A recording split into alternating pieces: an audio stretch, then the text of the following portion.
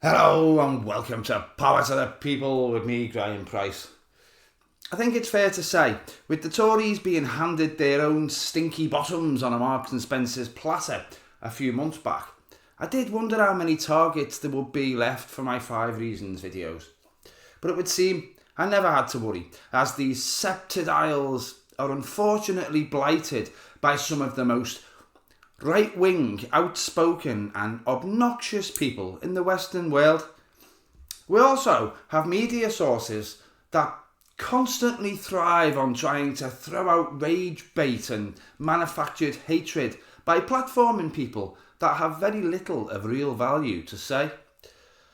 Carole Malone is one of those people, and she's tainted our screens with her own brand of obstinate, angry bullshit for years now. I don't watch TV anywhere near as much as I used to, but one thing that will absolutely guarantee that I won't watch something is if Carole Rent-A-God Malone is on it. But she has been requested a few times for the video, so for the sake of you, I've braved a few days of research on the things Carole does and says, and we're going to have a little look at just 5 of the reasons why I have confirmed that she is a twat. Right after this. I was just looking at my channel analytics and I noticed that 53% of people who watch my videos weren't subscribed. The pain. Come on, just have a quick check that you've subbed, liked and rang the bell. Make a skinny old scouser a little bit happier today. Carole was born in 1954 in West Allotment near Newcastle upon Tyne. You'd think being a northern lass, a Geordie nonetheless, would mean that she was in touch with the working man and supported the socialist policies and parties that the UK so desperately needs at the moment, wouldn't you? No, Carole is a contrarian, and the worst kind of contrarian too. Despite her relatively humble and sheltered upbringing, she burst onto our screens in the mid-90s and proceeded to slowly leak more and more of her right-wing views into her career path until she saw her idols, the Conservative Party, take office in 2010 when she became a fully professional fucking forelock tugger. Do you need someone to come on your daytime chat show and pretend that austerity is the best thing that ever happened to Britain? You give Carole a call. Has your local Tory MP been exposed as a blatant hypocrite or caught sniffing coke off a hooker's back or something? Get Carole on. She'll defend him to the hilt, no matter what he's done. Conservative Party becoming utterly mired in continual scandal? Get in touch with Carole. She can find a way to sprinkle sugar on every Tory shit and serve it up as dessert. And what's more, she'll even have a bite herself and sit there smiling at you with bits of shit in her teeth, telling you how much of an honourable man Jacob Rees-Mogg is. Whether she believed it or not herself is another matter, but you could always be absolutely guaranteed that whatever platform she was on, Carole would be there to sugarcoat the worst of everything the Tories ever inflicted on us without fail and with the greatest of prejudice. Now, West Allotment is not an affluent area really, but it's hardly inner city Newcastle either. Despite this, you'd expect Carole to have just a little bit of affinity with those, a little bit less fortunate than herself. Maybe for those who struggled during the last 14 years, wouldn't you? That's just simply not the case, though. You see, Carole has a particular disdain for the poor, especially anybody poor enough to have to claim benefits. She's another one of those nasty knobheads who actually thinks Britain should be a country where the means to buy food, pay rent and feed the lecky meter should be conditional. If the nasty twat in the DWP office thinks somebody hasn't quite spent every hour God sends looking for a job enough, then Carole thinks they should have their benefits withdrawn. I'm not sure what she thinks these people then do. Does she think they just disappear in a puff of smoke, or is she hoping that rather than face homelessness, destitution and starvation, they just kill themselves and their children? Maybe, who knows? Her utterly disgusting hatred of anybody who needs a bit of welfare assistance came to a despicable crescendo in 2012, though, when the Tories and their client media were at their fullest-throated and most vociferous support of the demonisation of anybody on benefits. Now, the story of the Philpott family tragedy is one that I won't go too deeply into, but suffice to say, all that Carole knew in 2012 was that a tragedy had occurred, resulting in a house fire in which 6 children had died. Do you think Carole thought this was a sad and meaningless travesty that 6 children, who didn't choose which parents they were born to, had burned to death in the family home? No, did she, folk? No. She went on various shows and said it was a tragedy waiting to happen because the Philpott family were well known in the area for being benefit scroungers. Apparently they had 17 children. 17 children. Jesus. That woman must have had a chuff like a conveyor belt. Anyway, Carole basically said that they deserved to have had their house set on fire because they were benefit scroungers and seemed to be genuinely trying to excuse the tragedy that had happened and was determined to have been caused by arson. That case has some very unusual and damning twists and turns, and maybe we'll talk about it another time. But let's just end this segment by reminding ourselves that Carole Malone apparently thinks large families that claim benefits have nobody to blame but themselves if it annoys the locals so much that they set fire to their house and kill 6 of their children. Nobody to blame but themselves. Gonna have to say it, aren't I? Even Nadine fucking Dorries couldn't make that one up. Carole is, of course, a sincere and committed Brexit knobhead.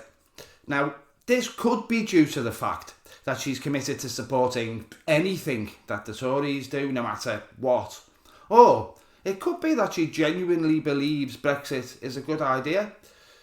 Or it could be that she's the same as most other people who voted to deliberately make themselves and the rest of us poorer and live in a shittier country back in 2016, and she's about as sharp as a fucking marble.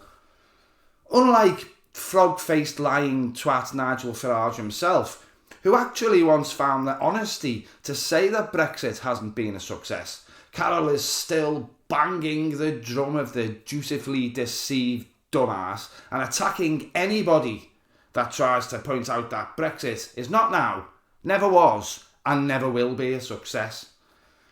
Just recently, in 2022, Carole wrote an article for The Express entitled, "When Will Ramonas Admit Brexit is Working?" She describes the EU as pea-brains, the bloated, unelected, protectionist mob in Brussels. And goes on to say, while the EU faffed about during the pandemic, we rolled out a life-saving vaccine programme. As usual, she's either talking bollocks because she's an idiot, or she's lying because she's just a horrible, horrible right-wing nasty cow, isn't she? Anybody who has done even the slightest level of research knows that the EU did not faff about during the pandemic. Almost every country in Europe had a lower death rate than the UK. And the idea that Brexit contributed to the fast rollout of a vaccine is just simply untrue. It's been often repeated by right-wing sources and just as often debunked entirely. She probably knows that though, doesn't she? She's just deliberately lying to her followers and readers. Or maybe she actually doesn't know it. Maybe she's listening to other right-wing commentators say it and she believes it. As I said, sharp as a marble. Carole wrote another piece for The Express 3 years ago talking about her pet hatred, Prince Harry and Meghan Markle. She said, "The princess, I fear, suffers from open gob before brain engages syndrome." That came from Carole Malone. No, seriously. She actually said, That is a whole new level of lack of self-awareness, isn't it? I mean, that is projection, subliminal projection on a...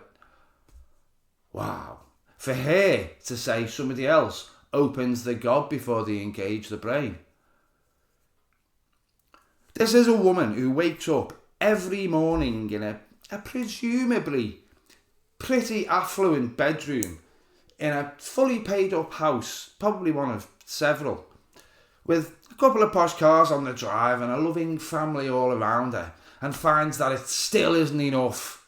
So what she does is she fills the void with hatred and bile.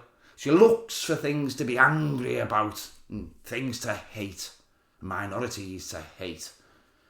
She particularly hates Harry and Meghan though, and she has a long history of basically attacking every single thing that they do or say in some way, if she can, on whatever platform she happens to be poisoning at the time. Go on, think of a minority. Trans people? Yeah. She hates those, spreads lies about them. Asylum seekers? Yeah. She hates those. She refuses not to call them illegal immigrants. Spreads lies about them as well. As we've discovered, she's got absolute hatred for anybody claiming benefits. Yeah. On any sort of welfare, Carole's not your friend. And she was outraged by the BLM movement and apoplectic at the idea of footballers taking a knee. So, make of that what you will. I'm sure she's got some black friends though. Probably knows a few of the gays as well. Basically, you might have noticed the worst things about Carole Malone are not the fact that she seems to be able to enchant and enthrall idiots into believing stupid nonsense. It's not the fact that she looks like Zelda from Terrorhawks. Let's be honest, Zelda was probably a bit more friendly and definitely had a less annoying voice. No, it's the things that come out of a big gob that are the most disgusting about Carole Malone, isn't it? You'd think somebody like her would be a paragon of women's rights too, wouldn't you? You'd think she'd love a bit of militant feminism. She certainly wants a right to freedom of speech not to be impinged on, and she certainly isn't shy about telling us how she uses her right to vote either, is she? It's the tendency towards victim blaming that I think will end on though. Carole has regularly said that trans people are bringing it on themselves by standing out, or LGBT people should expect to have trouble if they parade themselves through the streets. The worst one though, and the one I think is most despicable, because she said it so many times and refuses to apologise, is that she thinks some women are to blame if they are raped because they've behaved too provocatively or dressed in revealing clothes and gotten drunk in the town centre. I was in the back of my friend's car in Liverpool town centre on a Friday night a couple of weeks back. We saw some right sights, believe me. There were some voluptuous ladies, you certainly don't get many of them to the pound, and there were pissed up ladies staggering into the road occasionally, still clutching a Primark handbag with a quarter bottle of Glens in it. There was one unique lady who seemed to have found the combination of the highest heels in all of Liverpool and the shortest skirt in recorded history. If she'd have bent over to pick up a sixpence, a tuppence would have winked at me. But you know what, we had a little laugh and we reminisced about the days when we'd go out in barely any clothes in October or November when we were younger, and whereabouts in town we might have come staggering out of on a Friday night. I never did learn to walk in them high heels, but that's beside the point. Overwhelmingly, we wished those freaky Friday females and their bottles of Prosecco the very best, and we were glad to see them out there enjoying their youth. Carole wouldn't have been thinking that. Carole would have been looking at them with disgust. Carole would have been saying, "Look at the state of that girl." And not in a humorous way, like me and my mate were. And the Liverpool Echo reported the next day that the girl with the ridiculous heels and the shortest skirt in recorded history had been raped. Carole would say it was her own fault. What a fucking horrible bitch. Don't be like Carole. Thank you for watching if you've gotten this far. I've been trying to make my videos a little bit shorter and endeavouring to make them a little more concise lately. Really though, this video could have been a lot longer if I'd itemised and commented on every single nasty and decent thing Carole Malone's ever said. I don't doubt that she's done and said things that have offended you too. If she has, and I haven't mentioned them already, let me know in the comments. I do read them all, and I like to see as many different opinions as possible, even if you don't agree with me. And if you're a big fan of Carole Malone, I definitely want you to comment and tell us why.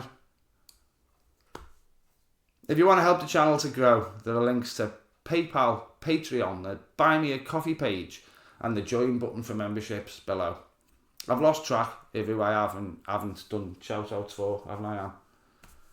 But I'll catch up in the next video, and everybody is equally appreciated. Now, that isn't all that I have to say, but it is as much of what I've got to say as I'm going to say today. Ta-ra.